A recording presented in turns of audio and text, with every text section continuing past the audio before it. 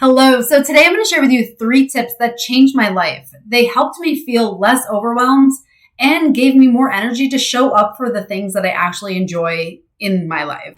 Hi, my name is Kelly Kessler, and I help high achieving women go from overworked exhaustion to energized living. Now, I don't know exactly why you chose to watch this video, but my guess would be that you are going all day long, grinding at work, coming home, doing your second shift, maybe taking care of kids, taking care of a house, doing all the things. And you're getting to the end of the day and you are just crashing, but yet maybe you can't even sleep. You're exhausted. You hit the pillow, but your head just is going on and on about everything and you can't stop your mind. Maybe you're here because you feel overwhelmed. Every time you take one thing off your list, 5 more things seem to get on there. And no matter how much time you had, you would feel like you would never get it all done. Maybe you're watching this because you just want a sense of balance and control in your life. You feel like you're doing all the things for everybody and taking care of everything, and you're trying to show up at 100% for everyone and everything, but there's just not enough of you to go around. Whatever your reason is for watching this video, I have 3 tips that are going to help you transform yourself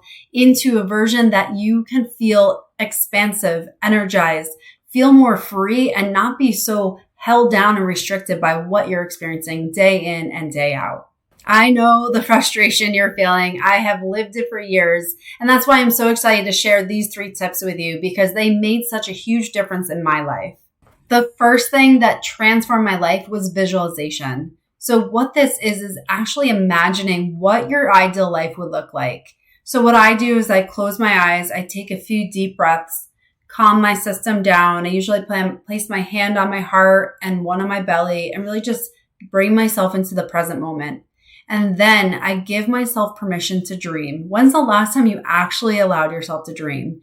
So imagine what your ideal life would be like, or maybe just your ideal day. If your life is too hard to imagine in this moment, think about what your ideal day would look like. Would you get up in the morning, have some coffee, go for a walk down the street? Maybe it would be in Maui and you'd be looking out at the ocean and looking at the sunrise, feeling the breeze on your face. Whatever it is to you, whatever that looks like to you, I want you to visualize that. And I want you to tap into all 5 senses. So imagine what it looks like. Get down to crisp, vivid detail. What do you hear? Do you hear birds in the distance? Do you hear the waves crashing? What do you smell? Do you smell the seawater? Do you smell maybe flowers? What do you feel? Do you feel the breeze on your face? Do you feel warmth of the sun? What are you tasting? Maybe you just bit into a pineapple and it just tastes like the best pineapple you've ever had. I want you to get as clear as you can using all of your senses. And once you have that vision, really allow yourself to feel, and this is the important part, feel what it feels like. Attach that emotion to that. Allow yourself to experience the joy as if this was actually happening to you in this moment. You see, the brain can't differentiate between what is real and what is not real when we attach these emotions. So when you start to train yourself and experience it and release yourself to actually feel these emotions, that's when you start to train your brain to think differently. You start to train your system, your body to move into a direction that you desire, that you intend for and to be in, rather than being stuck in the past patterns and the programming that you've had throughout your life. This is the opportunity for you to transform your mind in a direction that you want it to be in. And that is why this tool is so powerful. And it's going to take some consistency and practice for this to feel easy for you. It may feel some hard resistance at first, but the more you do it, the more you'll be able to get into that state of feeling as if this was absolutely real. The second tip is to make a list. And you may laugh because if you're watching this video, you probably are that person who makes lists and is organized and tries to get all the things done. This is going to be a different list. So you're going to make your list.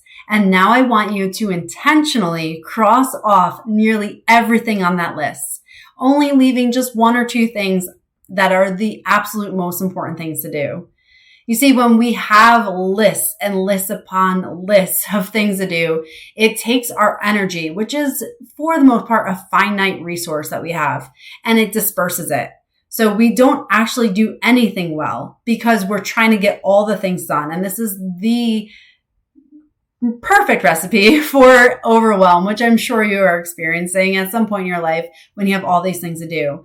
When you intentionally cross these things off and say they're not nearly as important as these one or two things, now you can concentrate your energy. And that's really what focus is.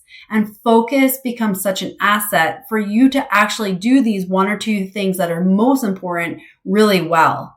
And then you can start to address the other things. But when you have a list of multiple things, all you're doing is just diluting your energy and diluting your focus, and nothing gets accomplished in the way that you really would love for it to get accomplished. Lastly, celebrate your wins. Be your biggest cheerleader.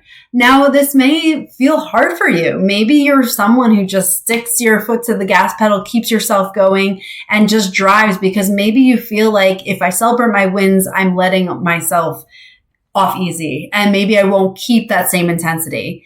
It's actually opposite. There's research showing that when you celebrate your wins, you recognize the things that went well for you during the day, you actually produce more dopamine, which is your reward circuitry, your reward neurotransmitters. This is something that motivates you, keeps you going. So when you celebrate your wins, you recognize it, you actually are propelling yourself more in a direction for continuing on with whatever you desire.